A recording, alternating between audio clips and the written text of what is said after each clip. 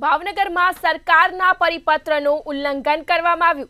વધુ એક સમાચાર ભાવનગરથી, જ્યાં સરકારના પરિપત્રનું ઉલ્લંઘન કરવામાં આવ્યું। અમદાવાદથી યોગી કન્સ્ટ્રક્શન દ્વારા ઉલ્લંઘન કરાયું। યોગી કન્સ્ટ્રક્શન નિયમોને નેવે મૂકી નિર્દય બન્યું। ભાવનગરથી આ સમાચાર, જ્યાં આકરી ગરમીમાં શ્રમિકો પાસે કામ કરાવાઈ રહ્યું છે। યુનાઇટેડ નોબલ હ્યુમન રાઇટની ટીમ ઘટના સ્થળ પર પહોંચી। ભાવનગરથી આ સમાચાર, જ્યાં સરકારના પરિપત્રનું ઉલ્લંઘન કરવામાં આવ્યું। કન્સ્ટ્રક્શન એજન્સી વિરુદ્ધ પગલાં લેવા માંગ કરવામાં આવી। અમદાવાદની યોગી કન્સ્ટ્રક્શન દ્વારા ઉલ્લંઘન કરાયું। યોગી કન્સ્ટ્રક્શને નિયમોને નેવે મૂકી નિર્દય બન્યું। આકરી ગરમીમાં શ્રમિકો પાસે કામ કરાવાઈ રહ્યું છે। યુનાઇટેડ નોબલ હ્યુમન રાઇટની રાજ્યમાં હાલ ગરમીએ પારો ઉચક્યો છે। રાજ્યભરની અંદર અસહ્ય ગરમી પડી રહી છે। બપોરના સમયે ખાસ કરીને જે રીતના ગરમી પડી રહી છે, ત્યારે લોકોને રોડ ઉપર ચાલવું પણ મુશ્કેલ બન્યું છે। ત્યારે આવા સમયે સરકાર દ્વારા પરિપત્ર જાહેર કરવામાં આવ્યો હતો કે બપોરે 2 વાગ્યાથી 4 વાગ્યા સુધી કોઈ શ્રમિકોએ કામ કરવું નહીં। કોઈ કોન્ટ્રાક્ટર કે કોઈ એજન્સી હોય તેમને શ્રમિકો પાસે કામ લેવું નહીં। પરંતુ આ નિયમનો ઉલાળ્યો ભાવનગર મહાનગરપાલિકાના જ કામોની અંદર થઈ રહ્યું છે।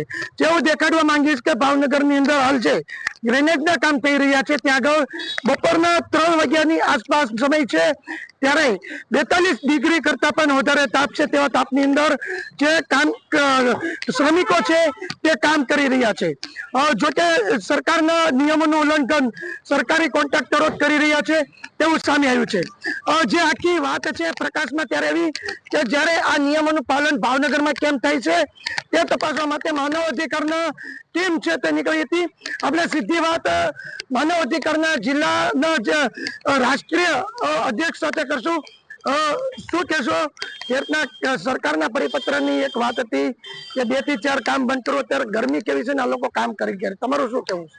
સૌપ્રથમ તો ગુજરાત સરકાર દ્વારા હાલમાં જે હીટ વેવ ની ચાલી રહ્યું છે, ત્યારે ગુજરાત સરકાર દ્વારા જાહેરનામું બહાર પાડવામાં આવ્યું છે કે બપોરના 2 વાગ્યાથી લઈ અને 5 વાગ્યા સુધી કોઈ પણ કન્સ્ટ્રક્શન લાઈન હોય, કોઈ પણ બિલ્ડર લાઈન હોય, કોઈ પણ લોકોએ બહારના જે તડકાની નીચે થતા કામો હોય એ 2 થી 5 માં કરવા નહીં, તેવું દરેક કલેક્ટરોને પણ જાહેરનામા દ્વારા સરકારશ્રીથી જણાવવામાં આવ્યું છે। પરંતુ આજરોજ આપ ભાવનગરમાં જોઈ રહ્યા છો, એક મ્યુનિસિપલ કોર્પોરેશનનું રોડ રસ્તાનું કામ ચાલુ છે, તેના કોન્ટ્રાક્ટર દ્વારા મનમાની કરી અને સરકારશ્રી દ્વારા જાહેર પડાયેલું જાહેરનામાનો સદંતર ભંગ કરી રહ્યા છે। ત્યારે આજે એમને કહેવાવાળું કોઈ નથી અને અમારા ધ્યાને આવ્યું ત્યારે આપ જોઈ રહ્યા છો કે લોકો કઈ રીતના આ 3 વાગે 42 થી 43 ડિગ્રીના આકરા તાપમાન વચ્ચે કામ કરી રહ્યા છે।